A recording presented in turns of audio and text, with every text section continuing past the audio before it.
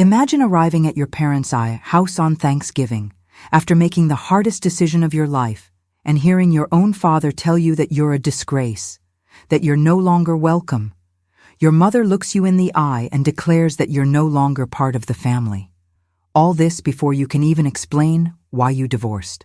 But what this family didn't know was the dark truth Emma had been hiding for years. Emma spent her entire life trying to be the perfect daughter. She married young, smiled when she should have cried, and swallowed words that burned in her throat. She believed a good marriage was one where the woman gives in, adapts, and never questions. For 8 years, Emma lived exactly that way. But there's a limit to everything, and hers came when she realized that being married was killing who she truly was inside. Thanksgiving has always been sacred in Emma's family. It's the day everyone gathers, gives thanks, and celebrates together. But this year, everything would be different. Emma had been divorced for 3 months. 3 months of loneliness, sleepless nights, wondering if she'd made the right choice. She drove to her parents' house with a heavy heart, hoping to find a warm welcome. What she received was something she could never have imagined. Before we continue, tell me, which city and country are you watching from? Leave a comment. Emma parked the car in front of the house where she grew up. That red brick house, with its white porch and garden, always well tended by her mother. It was November, and orange leaves covered the lawn. The smell of roast turkey wafted through the windows, mingled with cinnamon and apple pie. It was the smell of childhood, of fond memories, of a time when everything seemed simpler. She turned off the engine and stood there, her hands trembling on the steering wheel. 3 months. 3 months since she'd signed the divorce papers. 3 months since her life had been turned upside down. Emma glanced at the empty passenger seat. It used to be David's seat. He always drove, always controlled everything, even the route they took to her parents' house. She took a deep breath. "It's going to be okay," she whispered to herself. "They'll understand. They're my parents." Emma picked up the pumpkin pie she'd made the night before. Her hands were still shaking. She'd spent hours in the kitchen of the tiny apartment where she now lived, trying to make her grandmother's recipe. Every move was a desperate attempt to prove she was still the same Emma, that the divorce hadn't changed who she was. She climbed the porch steps. The wooden boards creaked beneath her feet, the same sound as always. Emma rang the doorbell and waited. Her heart was pounding so hard she could hear the blood pounding in her ears. Footsteps approached on the other side of the door. She recognized them. It was her father. The door opened. Robert stood there, wearing the apron Emma had given him for Father's Day years ago. He looked at her, and Emma smiled. She tried to smile, but her father's face didn't move. There was no warmth. There wasn't the hug she'd expected, just a cold, distant look, as if he were looking at a stranger. "Hi, Dad," Emma said, her voice almost fading. "I brought pumpkin pie, Grandma's recipe." Robert didn't look at the pie. He crossed his arms and blocked the entrance. Behind him, Emma could see the set dining room, the large table, laden with food. Her brothers were there, her sisters-in-law, the children running around. Everyone was there. Everyone except her. "You shouldn't have come," Robert said. His voice was hard, cutting. Emma felt the ground disappear beneath her feet. "What?" "You heard what I said." He took a step forward, and Emma instinctively recoiled. "You're a disgrace. You're not welcome here." The words fell on Emma like stones. Shame. Unwelcome. She opened her mouth, but no sound came out. Tears were already stinging her eyes, but she fought them back. "Dad, I needed to talk to you guys. Explain what happened." "There's nothing to explain." Margaret appeared beside her husband, Emma's mother, the woman who rocked her as a baby, who cared for her when she was sick, who promised to always be there for her. But now, Margaret looked at her daughter with contempt. "You made a choice. You destroyed your marriage. You brought shame to this family." "Mom, please." Emma's voice was a thread. The pie felt heavy in her hands. "You don't understand. David is a good man. Robert interrupted. "He's always been good to you. He gave you a home, he gave you security, and you threw it all away." Emma felt anger rising in her throat, mixed with pain. They knew nothing. Nothing. They didn't know about the nights she cried alone in the bathroom. They didn't know about the venomous comments David made, slowly chipping away at her self-esteem. They didn't know how he controlled her, isolated her from her friends, and decided everything for her. Because Emma never told them, because she was ashamed, because she thought it was her fault. "You don't know what I've been through," Emma managed to say, her voice shaking. "We know you gave up," Margaret said. "Marriage is commitment. It's sacrifice. I went through hard times with your father, but I never considered giving up. You're weak, Emma. Always have been." The word weak echoed in Emma's head. It was exactly what David had said. "You're weak. You can't do anything right. You need me." And now her own mother was saying the same thing. "You're no longer part of this family," Margaret continued. "Not until you make amends." Emma looked inside the house. Her brothers were in the living room, watching the scene. No one moved. No one came to her defense. They simply watched, silently agreeing with their parents. The pie slipped from Emma's hands and fell to the porch floor. The plate shattered into pieces. The pie spilled, staining the wood. Emma stared at it, at the broken pieces. That was exactly how she felt. "Go away," Robert said, and he closed the door. Emma stood there, staring at the closed door, at the house that was no longer hers, at the family that had rejected her. The sound of laughter came from inside. Life continued inside, without her. She walked down the steps, each step hurting more than the last. She got into the car, closed the door, and only then did she let the tears fall. Emma cried like she hadn't cried in months. She cried for the family she'd lost, for the rejection, for the loneliness. But deep down, deep inside, something began to stir. A quiet rage, a determination she hadn't known existed. Leave a comment below and let us know how you feel when the people who should be supporting you turn their backs on you. And if you enjoyed this story, don't forget to like the video, subscribe to our channel using the subscribe button or the QR code that appears on your screen, and activate the notification bell so you don't miss any exciting stories like this. Emma drove aimlessly through the streets. The tears still fell, but more slowly now. She stopped in the empty parking lot of a closed supermarket. She turned off the car and stood there in silence. The pain in her chest was physical, real, as if someone had ripped a piece of her out. She glanced in the rearview mirror and saw her reflection. Red eyes, smeared makeup. When had she become this person? When had she lost herself? 8 years ago, Emma was different. She remembered the day she met David. It was at a cafe near the university. Emma was in her final year of college, studying to become a teacher. She loved teaching, loved working with children. She had dreams, plans. David walked into the cafe that day, tall, handsome, well-dressed. He worked at a marketing firm. He had a confident smile. He sat at the table next to her and started chatting with her. Emma felt special. He seemed so interested in everything she said. He asked questions, listened attentively. He seemed perfect. They started dating a week later. David was attentive. He sent flowers. He took her out to dinner at nice restaurants. He introduced her to his friends. Emma felt lucky. All her friends told her she had found the right guy. 6 months later, David proposed. It was quick. Emma knew that. But he said that when you find the right person, you know it. And Emma's parents loved the idea. Robert said David was a real man, a provider. Margaret already started planning the wedding. Emma got carried away with excitement. The wedding was beautiful. White dress, packed church, big party. Emma felt like a princess. David smiled at her at the altar and promised to love her forever. She believed every word. The first few months were good.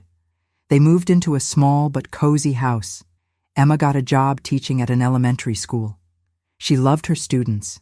She came home every day full of stories to tell. David listened, but Emma began to notice something different in his eyes. One day, she came home excited. David, you won't believe this. The principal offered me a position coordinating the school's reading project. It's an incredible opportunity. David was in the kitchen, preparing dinner. He stopped stirring the pot and looked at her. Coordinating? Won't that take up too much of your time? Well, yes, but it's something I really want to do, Emma said, still smiling. Emma, you already work all day. When will you have time to take care of the house, to take care of me? He said it with a smile, but there was something in his voice, something Emma couldn't quite place. I can do both, she replied, but her excitement was already waning. Of course you can, David said, stirring the pot again. But think about it. Do you really want more responsibility? You're already so tired. I only worry about you. Emma was silent. Maybe he was right. Maybe she couldn't handle it all. The next day, she declined the director's offer. When she told David, he hugged her and said he was proud of her for making the right choice. But that was just the beginning. Little by little, almost without her realizing it, David began making more decisions for her. He chose where they would dine. He chose the movies they would watch. He even chose what clothes Emma would wear to important events. That blouse doesn't suit you, he said. You look better in more neutral colors. Don't you think that lipstick is too bright? You don't need it. You're beautiful just the way you are. At first, Emma thought he was just giving his opinion, that he cared. But over time, she stopped choosing anything. She stopped trusting her own taste. She stopped trusting herself. Emma's friends started disappearing. Whenever she made plans with Jessica, her best friend, David had an important commitment. Can't you go with me? I need you there, he'd say. And Emma would cancel, once, twice, 3 times, until Jessica stopped calling. Emma stopped going out, stopped laughing, stopped dreaming. She woke up, went to work, came home, made dinner, cleaned the house, and went to sleep.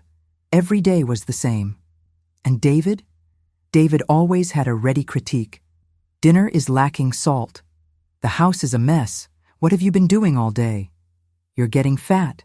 Maybe you should eat less. Each word was a small stab. Emma began to believe she truly wasn't good enough, that she was lucky to have David, because who else would want someone like her? At night, lying in bed, Emma stared at the ceiling and wondered where the girl she once was had gone.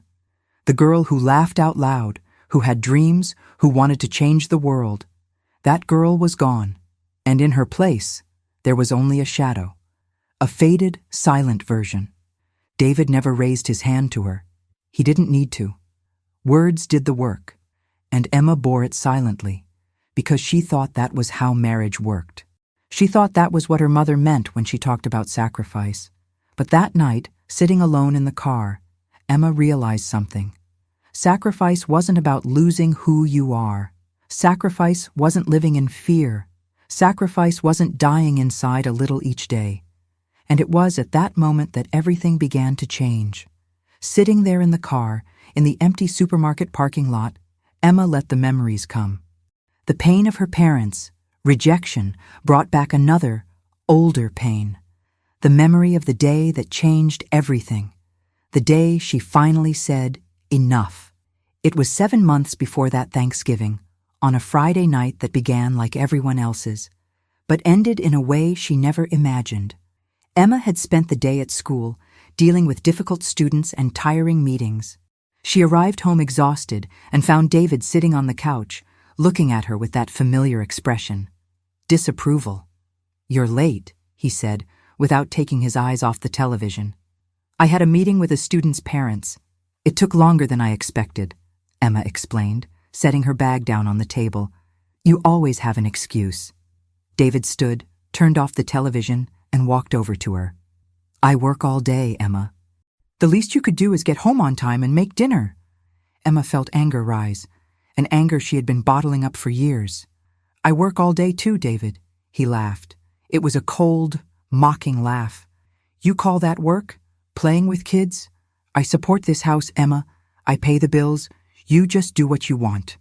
Something broke inside her at that moment. Emma looked at David and no longer saw the man she had fallen in love with. She saw a stranger, A man who belittled her every day. A man who had stolen her joy, her confidence, her voice. "I want a divorce," Emma said. The words were out before she could even think. David stopped. He looked at her as if he didn't understand. "What?" "I want a divorce," Emma repeated, this time more firmly. "I can't take it anymore. I can't take you treating me like this anymore. I can't take feeling small anymore. I can't take living in this house anymore." David's face changed. Surprise gave way to anger. "You're crazy. You're not going anywhere." "Yes, I will." Emma picked up her bag and walked toward the bedroom. Her hands were shaking, but she continued. She grabbed a suitcase and began packing clothes inside. David followed her. "Do you think you can survive on your own? You're nothing without me, Emma. You have no money. You have nowhere to go. Who will want you?" Each word was a blow, but Emma kept packing. She couldn't stop. If she stopped, if she let fear take over, she'd never have the courage to leave. "I'll be fine," Emma said, zipping up her suitcase. "Your family will know about this. Do you think they'll support you?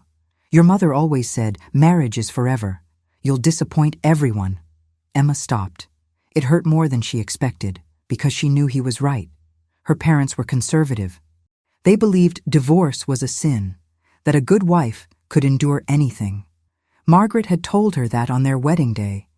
Marriage has its ups and downs, but you never give up. But Emma wasn't giving up. She was saving herself. She left home that night and went to a cheap hotel. She stood there, alone, staring at the four walls and wondering what she had done. The fear was overwhelming, but the feeling of freedom was greater. The next day, Emma called her mother. Her hands shook as she dialed the number. Margaret answered on the third ring. "Hi, Mom," Emma said, trying to keep her voice steady. "Emma, what a surprise! Is everything okay?" Emma took a deep breath. "Mom, I need to tell you something. I left home. I filed for divorce."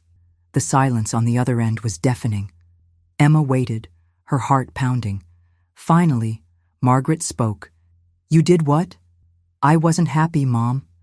David, he doesn't treat me well. I needed to get out." "Emma, you're being dramatic. Every marriage has problems. You can't just give up." "It's not giving up, Mom. It's protecting me." "Protect from what? David never hit you, did he? He gives you a house, he gives you food, he gives you everything. You don't know what it's like to truly suffer." Her mother's words were like a slap in the face. Emma felt tears begin to fall. "Mom, please try to understand." "No, Emma. You're the one who needs to understand. You're making a huge mistake. What will people think? What will we say at church? You're bringing shame to this family. Mother, come home, Emma. Apologize to David and fix this. It's the only right thing to do." Emma hung up the phone. The tears flowed uncontrollably. She called her father, hoping he would be different. But Robert was even worse. He yelled. He told her she was ungrateful. He told her she had disappointed the entire family. He told her that until she returned to David, she was no longer welcome in their home. Emma called her brothers, but they followed their parents' lead. "You're wrong, Emma. Marriage is a commitment. You need to try harder." No one asked how she was. No one asked what had happened. No one wanted to hear her side. Emma was alone, completely alone. She had left a suffocating marriage, but she had lost her family in the process, and the pain of that was almost unbearable. But something inside her refused to back down. Even with the fear, even with the loneliness, Emma knew she had made the right choice, because for the first time in years, she could breathe. She could think. She could be herself. They lived like this for 3 months. 3 months of solitude, of sleepless nights, of wondering if they'd made the right choice, until Thanksgiving arrived. Emma finally started the car and pulled out of the parking lot. Night had fallen completely. The streets were empty. It was Thanksgiving, and everyone was home with their families, celebrating. Everyone except her. She drove to the apartment where she lived now. It was an old building on the 3rd floor with no elevator. The apartment had only 1 bedroom, a tiny kitchen, and a living room barely big enough for a sofa. The walls were white and bare. There were no paintings, no photos. There was nothing that made the place feel like home. Emma climbed the stairs slowly. Each step felt heavier than the last. She opened the apartment door and walked in. The silence was deafening. She turned on the light and looked around. The small kitchen table was empty. There was no turkey. There was no pie. There was nothing, because she had made the pie to take back to her parents' house, the pie that now lay broken on the floor of their porch. Emma took off her coat and sat on the couch. It was a used one she'd bought. The cushions were worn, but it was comfortable. She hugged her knees and sat there, staring at the wall. Her tears had dried.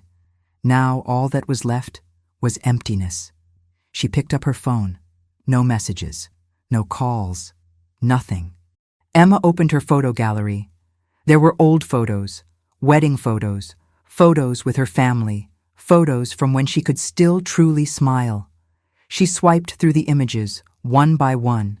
When had it all gone wrong? The next few days were the hardest. Emma would wake up in the morning and not want to get out of bed. The apartment was dark, even with the curtains open. She would stare at the ceiling and wonder if she'd made the right choice. Maybe her mother was right. Maybe she should have tried harder. Maybe she really was weak. She went to school because she needed to work. She needed to pay the rent, but everything seemed automatic.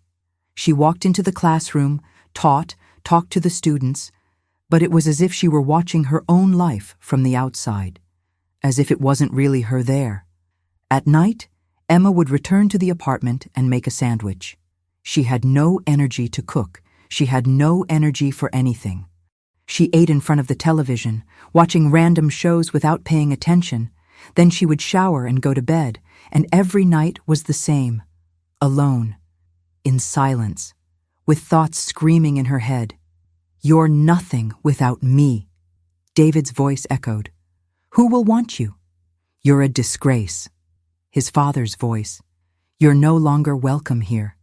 You're bringing shame to this family." The mother's voice. "You're no longer part of this family." Emma covered her ears with her hands, but the voices wouldn't stop. They were inside her head. And the more she tried to ignore them, the louder they grew. There were nights when Emma cried herself to sleep. There were nights when she picked up her phone and almost called David, almost apologized, almost said she'd come back, because the loneliness was too heavy. The rejection was too painful. And maybe, just maybe, being in a bad marriage was better than being alone. But every time she went to dial the number, something stopped her. A small voice, deep inside, saying, "No, you deserve better." Emma stopped eating properly. She lost weight. Her clothes became loose. The circles under her eyes grew deep. She looked in the mirror and didn't recognize the person she saw. Who was that woman? What had happened to her? Weekends were the worst. During the week, at least she had school. She had her students. She had a routine. But on weekends, time seemed to stand still. Emma stayed in the apartment, lying on the couch, doing nothing. Sometimes she watched movies. Sometimes she just stared at the ceiling. The hours passed slowly, heavily, endlessly. She stopped answering the phone. When the school called, she answered. But when she saw unknown numbers, she let them go to voicemail. Because she didn't have the strength to talk to anyone. She didn't have the strength to explain. She didn't have the strength to pretend she was okay. Emma began to wonder if it was worth continuing. Not thoughts of giving up on life, but thoughts of giving up the fight. Of simply accepting that maybe she wasn't strong enough to start over. That maybe she really needed someone to care for her. That maybe she couldn't be alone. One night, Emma was lying in bed, staring at the ceiling, when she heard a knock on the door. She glanced at the clock. 10 o'clock. Who could it be? She got up, walked to the door, and looked through the peephole. Era, Jessica. Emma felt her heart sink. Jessica, the best friend she'd abandoned. The friend who disappeared from her life because David wouldn't let her have friends. The last person Emma expected to see there. Emma slowly opened the door. Jessica stood there, a bag in her hand and a worried smile on her face. "Hi," Jessica said. "I ran into your brother at the grocery store today. He told me about Thanksgiving." "Emma, I was so worried. Can I come in?" Emma couldn't speak. She just nodded. Jessica walked in, looked around the empty apartment, and then looked at Emma. Really looked. And Emma saw something in her friend's eyes she hadn't seen in a long time. Compassion. Understanding. Love. "You're not alone," Jessica said, hugging Emma. "Not anymore." And for the first time in months, Emma felt that maybe, just maybe, she could survive. Emma collapsed in Jessica's arms. She cried out everything she'd been holding in. She cried out the rejection, the loneliness, the fear, and Jessica just held her, wordlessly, letting Emma release all that pain. When Emma finally stopped crying, Jessica led her to the couch. She opened the bag she'd brought and took out food, sandwiches, fruit, homemade cookies. "You need to eat," Jessica said. "When was the last time you ate something real?" Emma didn't remember. She picked up a sandwich and took a bite. It tasted good. She didn't even realize how hungry she was until she started eating. Jessica sat next to her and waited. "How are you living like this, Emma?" Jessica asked, looking around the apartment. "Alone. With no one." "I had no choice," Emma said weakly. "No one wanted to be on my side. I would have stayed. If you had called me, I would have come running." Jessica took Emma's hand. "I've always been your friend. I just didn't know you needed me." Emma looked at Jessica. "I'm so sorry. For disappearing. For letting David take me away from you. You don't need to apologize. I understand. But now you're not with him anymore. And I'm here. And I'm not going to let you go through this alone." For the next few days, Jessica returned to Emma's apartment every day after work. She brought food, talked, and watched movies with Emma. Little by little, the apartment began to feel less empty, and Emma began to feel less alone. Jessica wouldn't let Emma lie on the couch all day on weekends. She'd show up in the morning and drag Emma outside. "Let's go for a walk," she'd say. "Oh, you need some fresh air." And Emma would go, complaining at first, but then thanking her. They walked through the park. Jessica told funny stories from work, gossip about people they knew, anything to make Emma smile, and little by little, Emma started smiling again. Small smiles at first, almost shy, but they were real. One night, Jessica brought over a bottle of wine and 2 glasses. They sat on the couch, and Jessica looked at Emma seriously. "We need to talk about your future." "My future?" Emma asked. "Yes, you can't just keep surviving, Emma. You need to live.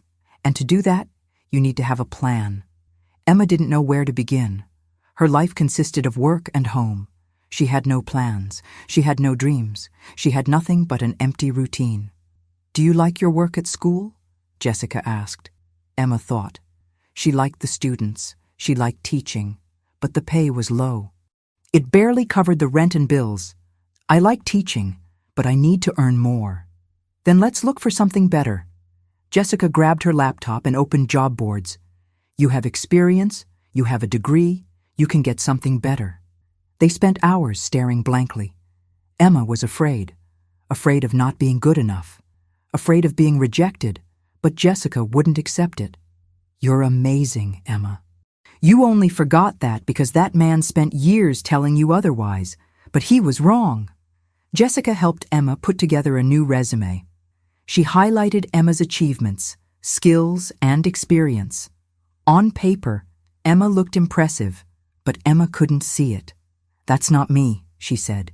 "Yes, it is," Jessica insisted. "That's you, the real Emma, not the Emma David created in his head." They sent their resumes to several schools. Emma didn't expect a response. But a week later, she got a call. It was a private school, one of the best in the city. They wanted an interview. Emma panicked. "I can't do it. I won't do it." "You will," Jessica said, "and I'll help you." She took Emma shopping for a new outfit for the interview. Nothing too expensive, but something that made Emma feel confident. They rehearsed questions.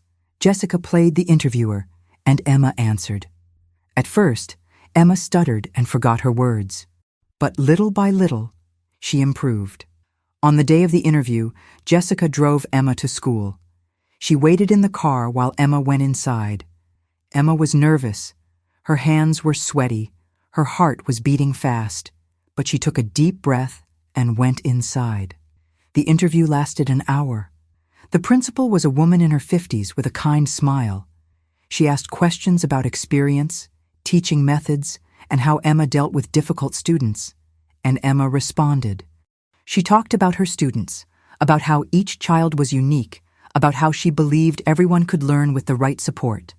The director listened attentively. At the end, she smiled. "Emma, you're exactly the kind of person we're looking for. When can you start?" Emma couldn't believe it. She had done it. She really had. The salary was almost double what she was making. She could move to a better apartment. She could have a better life. When Emma got out of school, Jessica was waiting.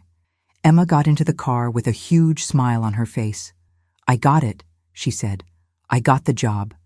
Jessica screamed with joy and hugged Emma.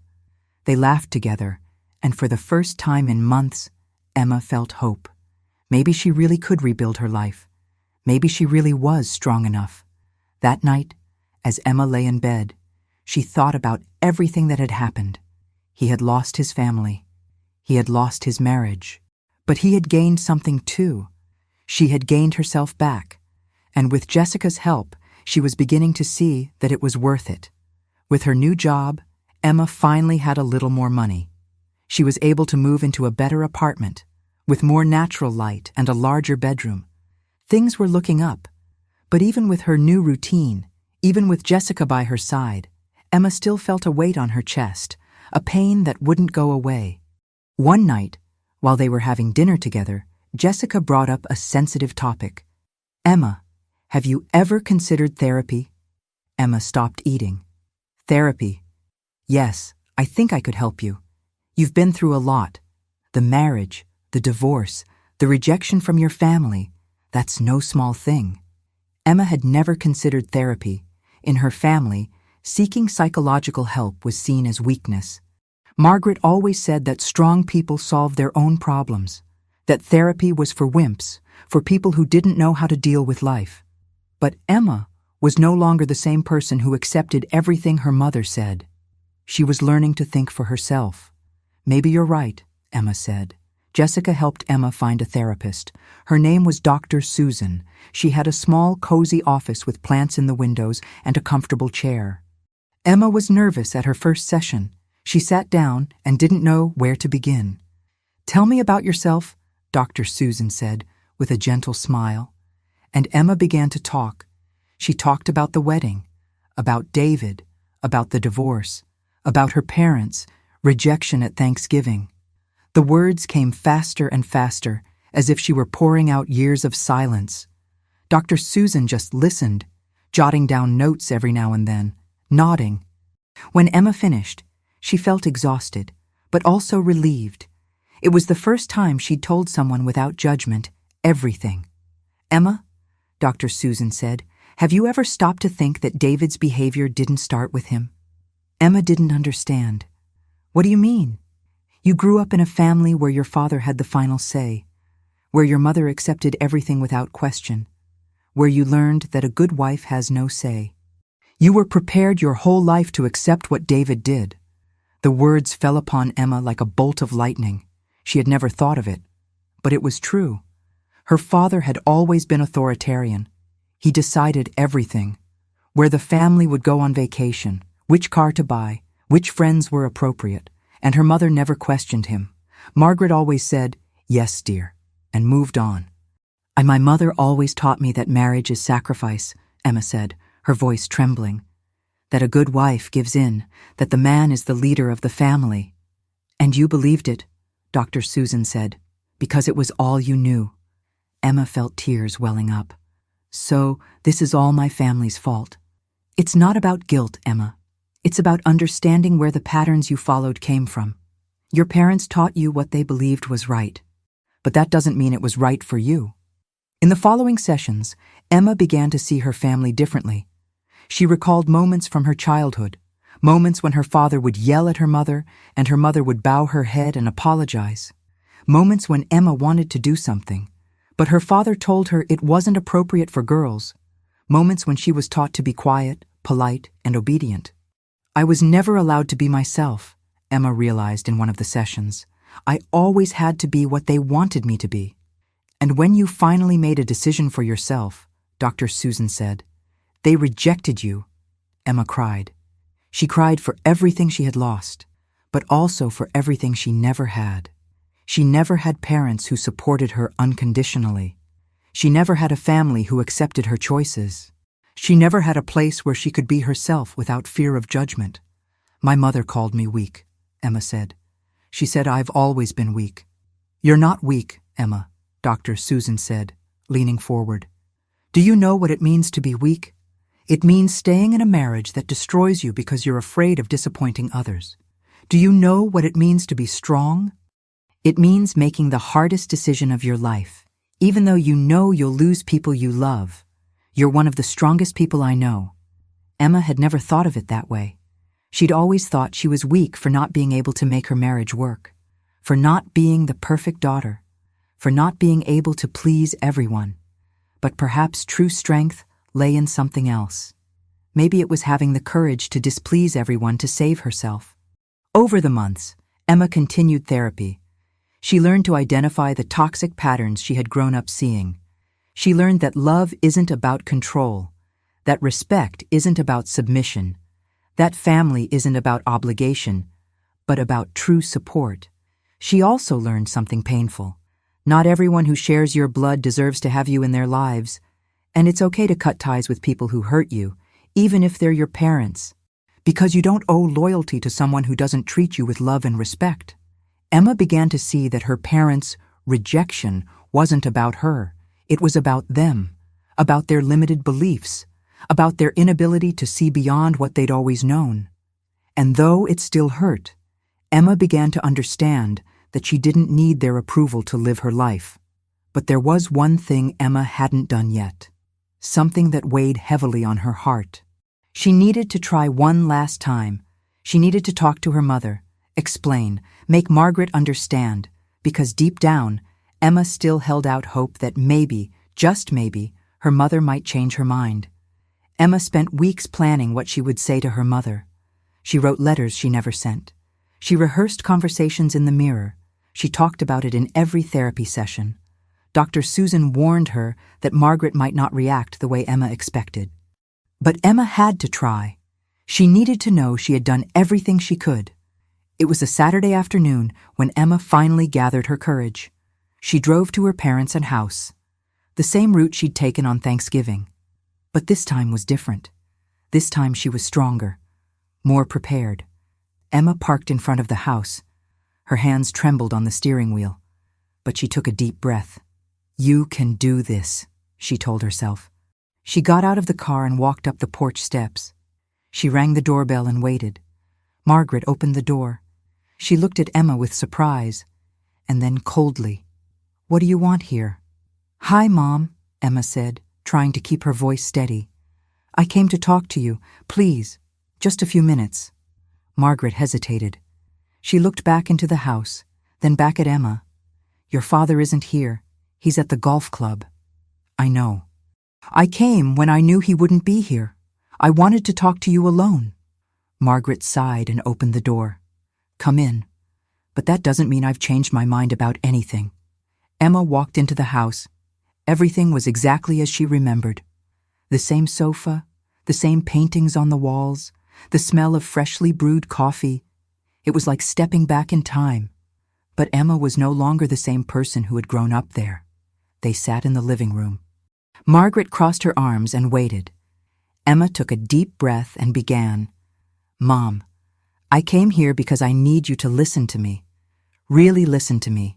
Don't just wait for your turn to speak. I need to tell you what I went through in my marriage. Emma, we've already talked about this. No, Mom, we didn't talk. You talked. You judged me, but you never listened. Emma felt tears welling up, but she continued. David controlled me. He decided everything for me. What I wore, who I talked to, Where I went.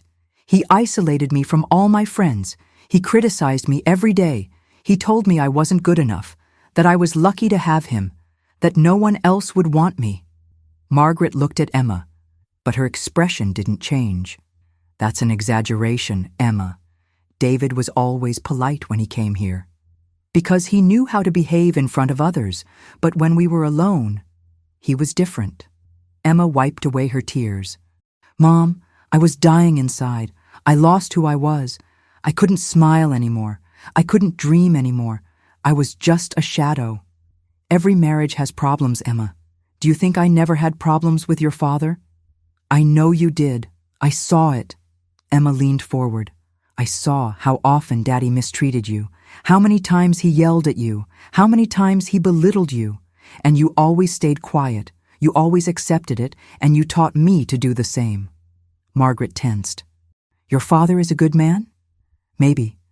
But that doesn't mean he treated you well, and you taught me that's how it should be, that a good wife accepts everything, that marriage is sacrifice. But Mom, sacrifice isn't losing yourself completely. It's not dying inside. I raised you the best way I knew how, Margaret said, her voice rising. I taught you values, respect, commitment. You taught me to have no voice, Emma said, the words coming out harsher than she intended. You taught me that my opinion didn't matter, that my feelings didn't matter, that I should always put others before myself. And when I finally made a decision for myself, you rejected me. Margaret stood up. Because you made the wrong choice. You destroyed your marriage. You brought shame to this family. I saved myself. Emma stood up, her voice finally finding strength. I chose to live instead of dying slowly in that marriage, and I came here hoping that my mother, the one who gave birth to me, who cared for me when I was a child, could hug me and tell me she understands, that she supports me. But you can't do that, can you? Margaret was trembling. You want me to agree with you, to tell you it's okay to destroy a marriage because you weren't happy. I went through times when I wasn't happy, Emma. Everyone does. But I stayed, because that's what committed people do. You stayed because you were afraid, Emma said, the words seeming to come from a place deep inside her. You stayed because you didn't believe you deserved better. And you want me to do the same. But I won't, Mom. I deserve to be happy. I deserve to be respected. And if you can't see that, then the problem isn't with me. It's with you. The silence that followed was heavy. Margaret looked at Emma as if she were seeing a stranger. And perhaps she was, because Emma was no longer the obedient, quiet daughter Margaret had raised. Get out of my house, Margaret said, her voice low but firm.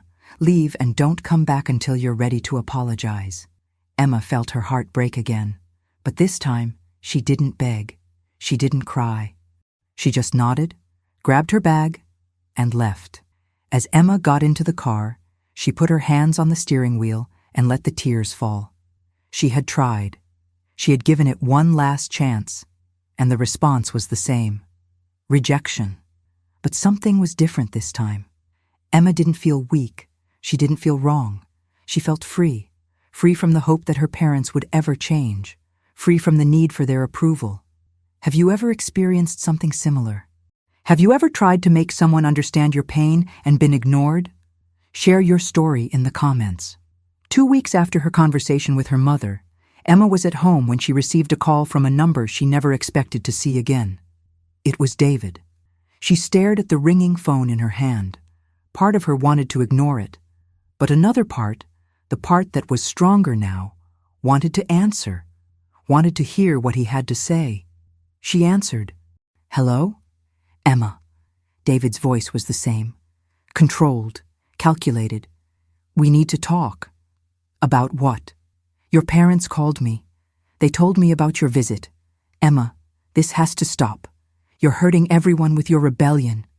Emma felt anger rise. My rebellion. I'm living my life, David. No. You're destroying your family, and I want to help you fix it. He paused. Go to your parents. House tomorrow at 6 o'clock. I'll be there. Your parents will be there. We'll talk like adults and work this out. There is nothing to solve. Emma, you owe me this. You owe your parents this.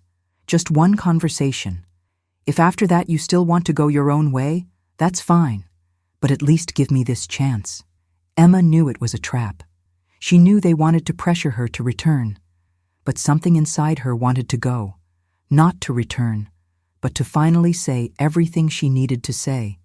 To close this chapter once and for all. "I will," Emma said. "But it doesn't change anything." The next day, Emma told Jessica about the call. Jessica was worried. "Do you want me to go with you?" "No, I need to do this myself. But thank you." At 6 o'clock in the evening, Emma parked in front of her parents' house. She saw David's car there. Her heart pounded, but she didn't back away. She walked up the steps and rang the doorbell. Robert opened the door. He looked at Emma and simply waved her in. Emma walked in and saw everyone sitting in the living room. Margaret on the sofa, David in the armchair. They were looking at her as if she were judging her. "Sit," Robert said, pointing to a chair. Emma sat down. She looked at each of them in turn. Her father with his arms crossed, her mother with a frown, David with that smile she knew so well, the smile of someone who thought he was in control. "Emma," Robert began, "we called you here because we're worried about you. You're not well. You're not making good decisions. And we want to help you," Margaret added. "We want you to come home, to your real home, with David." Emma looked at David. He was looking at her with that expression of false concern. "Emma, I forgive you. For everything. I know you were confused, but I still love you. And I'm willing to give you another chance." The words were like a script they'd rehearsed. Emma could see it clearly now. They thought she would break, that she would give in, that she would go back to being obedient Emma. But she wasn't that person anymore. "No," Emma said, simple and direct. David frowned. "Emma, be reasonable." "I'm being reasonable." Emma leaned forward. "For the first time in my life, I'm being reasonable. And the answer is no. I'm not going back." "Emma, you're making a huge mistake," Robert said, his voice rising. "You're throwing away a good marriage, a good family, all because you're selfish." "Selfish?" Emma felt something explode inside her. All the therapy sessions, all the pain, all the anger she'd held in. It all came flooding back. "You want to know what selfishness is? I'll tell you." She stood up and looked directly at David. "You want me to go back? Then let's be honest. Tell them, David. Tell them about the times you locked me in the house because you didn't want me to go out with my friends. Tell them about how you checked my phone every day. Tell them about how you controlled every penny I spent." David turned pale. "Emma, you're overreacting." "Am I?" Emma turned to her parents. "Do you know he forbade me from talking to Jessica? That he said if I ever saw her again, he'd leave me with nothing. Do you know I spent entire nights crying in the bathroom because he said I was fat, ugly, stupid?" "Emma, that's not true," David said, standing up as well. "I've always treated you well." "Lies," Emma's voice echoed through the room. "You destroyed me, David. Little by little, day by day. You took away my confidence. You took away my friends. You took away my voice. And you know what's worse. I let you. Because my parents taught me that's what a good wife did." She turned to Margaret. "You taught me to accept, to not question, to be small. And I was so small that I almost disappeared completely." "I was trying to prepare you for real life," Margaret said, but her voice was shaky. "No, Mom. You were preparing me to be unhappy, to accept scraps and call it love, to live a joyless life and call it duty." Emma felt the tears fall, but she didn't stop. "You want to know why I got divorced? It wasn't because I'm weak. It was because I finally had the courage to admit I deserved more." "You don't know what you're talking about," Robert said. "You're young. You don't understand how the world works." "I completely understand." Emma looked at her father. "I understand that you've lived your lives a certain way and think everyone should live the same way. But I won't. I won't stay in a marriage that kills me inside just so I don't disappoint you. David took a step toward Emma. Enough, Emma. You're being hysterical. Don't come near me. Emma recoiled. And then, the words she'd never said, never had the courage to say, finally came out. You know what you are, David. You're an abuser. You never raised a hand to me, but you didn't have to. Your words did the trick. And you're so good at it that even my own parents believed you. The silence in the room was absolute. David glared at Emma. Margaret had her hand over her mouth. Robert looked lost. I came here today not to go back, Emma continued, but to tell you the truth, to look you in the eye and tell you that I choose myself. I choose my happiness. I choose my peace. And if that means losing you, then so be it. If you walk out that door, Robert said, you're not coming back, ever. Emma looked at her father, at her mother, at David, and for the first time, she didn't feel fear. She didn't feel guilt. She felt only certainty. Okay, Emma said, I can live with that. The question is, can you? And without waiting for an answer, Emma turned and left. She walked down the steps, got in her car, and drove away. And with every mile, she felt the weight lift from her shoulders. She had done it. She had said everything she needed to say. She had truly set herself free. For the first time, Emma wasn't running away. She was walking toward something, toward herself. In the days following the confrontation, Emma felt something she hadn't expected. It wasn't sadness. It wasn't regret. It was peace. A profound peace she'd never felt before. It was as if a weight of years had finally been lifted from her shoulders. She told Dr. Susan everything in the next session, every word, every moment of that confrontation. When it was over, Dr. Susan smiled. Emma, do you realize how much you've grown? You've finally set your boundaries. You finally stood up for yourself. I lost my family, Emma said, but there was no despair in her voice. It was just a fact. You freed yourself from people who didn't respect you. That's different. Dr. Susan leaned forward. Emma, family isn't about blood. It's about love, respect, and support. And you have that. You have Jessica. You have yourself. Emma realized it was true. She wasn't alone. She had Jessica, who had been by her side from the beginning. She had Dr. Susan, who helped her understand herself. She had her students at school, who made her smile every day. She had a life that was hers. Emma started doing things she'd never done before, simple things, but they meant freedom. She painted the walls of her apartment a vibrant color. Yellow. Davy hated yellow. He said it was too flashy, but Emma loved it. And now she could have the walls any color she wanted. She bought plants, lots of plants. She filled the apartment with greenery, with life. She woke up in the morning and watered each one, talking to them. It seemed silly, but it made her happy, and happiness was all that mattered now. Emma returned to the things she'd abandoned. She'd always loved reading, but David thought it was a waste of time. Now, she went to the bookstore every Saturday and bought a new book. She'd spend hours reading on the couch with a cup of tea, without anyone telling her she was being unproductive. She signed me up for a painting class. I'd never painted in my life, but I wanted to try. And it was fun. It didn't matter if the paintings looked good or bad.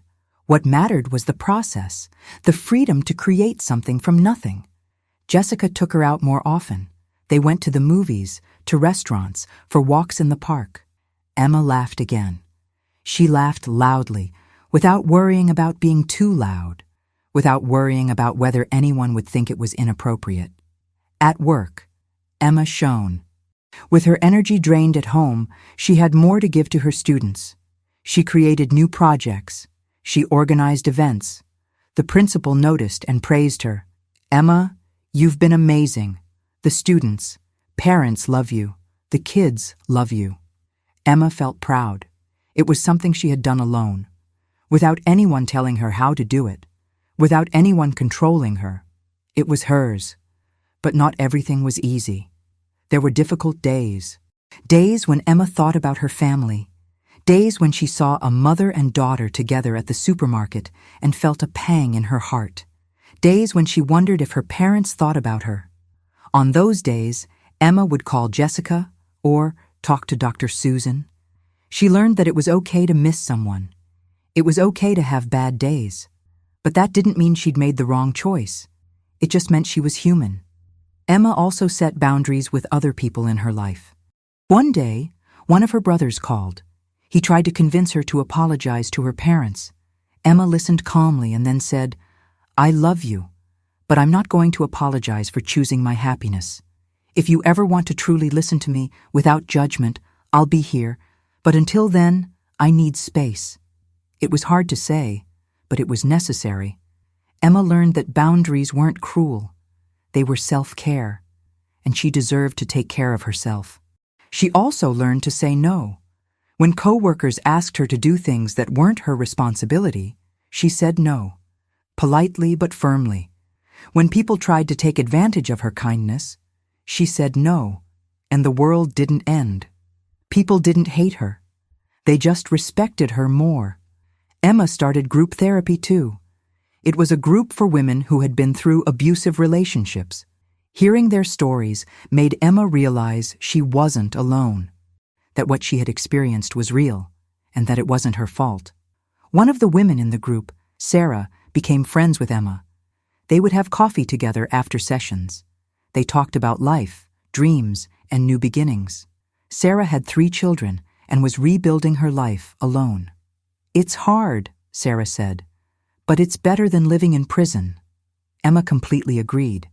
She preferred the hardship of freedom to the comfort of imprisonment. The months passed. Emma continued to grow, learn, discover herself. She was no longer the girl who had married David, no longer the obedient daughter who followed her parents. Every word. She was Emma. Simply Emma. And that was more than enough. She still had dreams.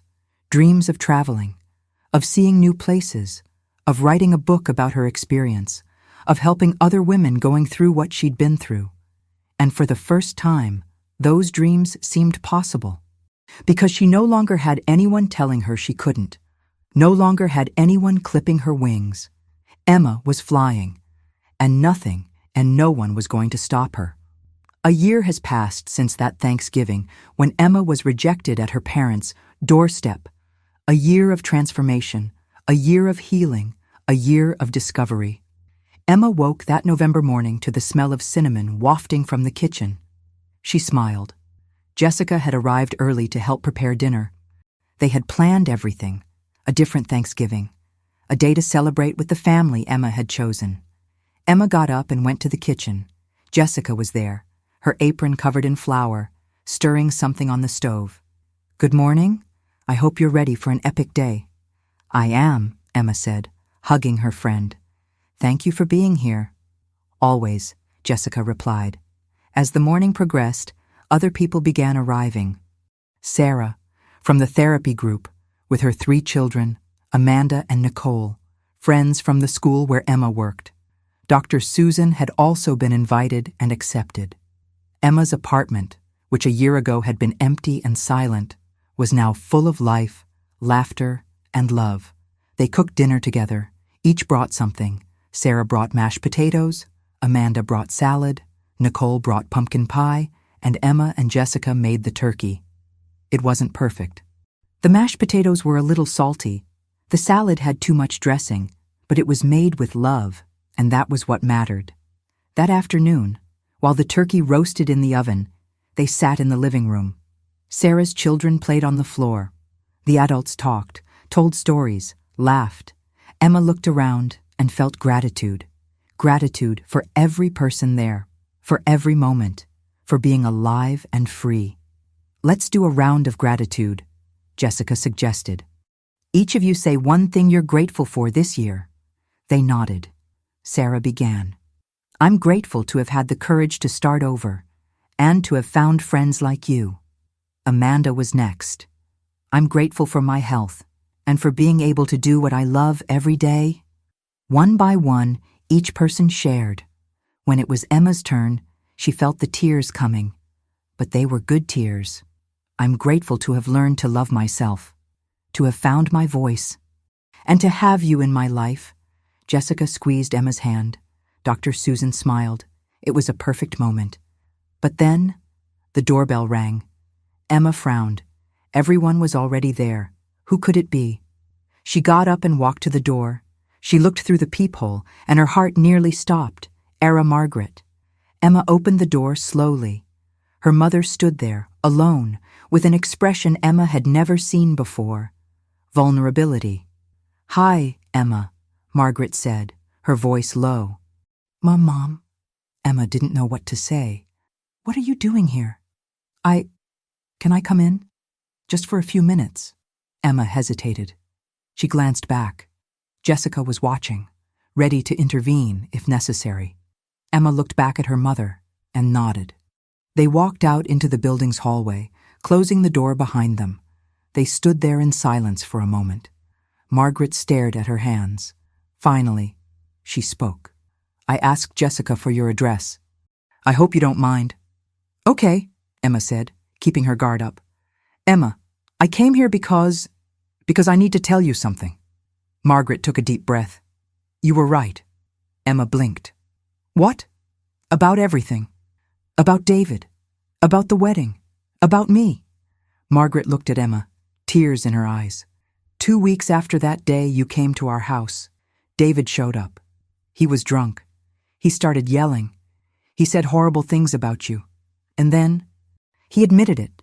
He admitted he controlled you, that he isolated you, that he did everything you said." Emma felt a lump in her throat. "Your father kicked you out of the house. And then, when we were alone, your father and I talked.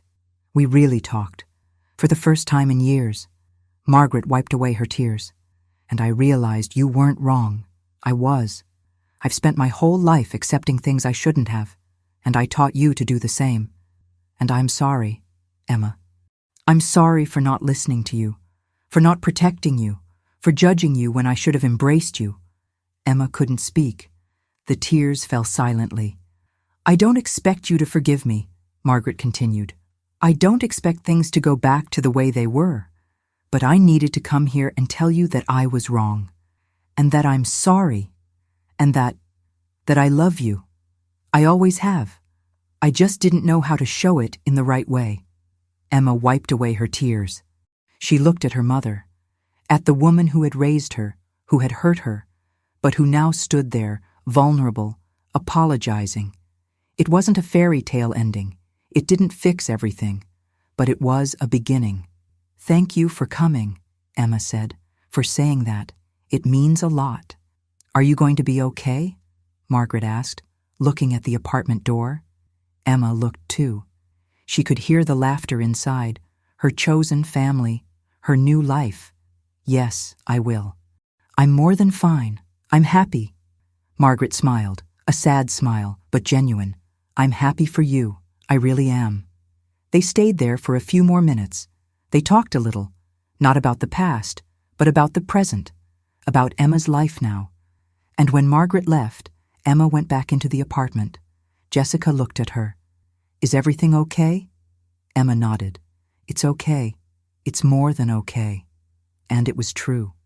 Because no matter what happened to her mother, no matter whether they would rebuild their relationship or not, Emma knew one thing for sure. She was okay. She had chosen herself, and that had changed everything. Emma's story teaches us something powerful. You don't need anyone's approval to live your truth. Sometimes the hardest decision is the one that saves you. Sometimes losing people you love is the price of your freedom. And that's okay. Because in the end, the only person you'll live with every day of your life is yourself. Emma chose herself, and that choice changed everything. She lost one family, but gained another. She lost a marriage, but regained her identity. She lost the approval of others, but gained self-respect. What about you? Are you living to please others or to be happy? It's time to choose yourself too. Leave a comment. What was the hardest decision you've ever made for yourself? How did it change your life? Your story could inspire someone today. And if this story touched you in any way, like the video, Subscribe to the channel using the subscribe button or the QR code that appears on your screen, and activate the notification bell so you don't miss more moving stories like this.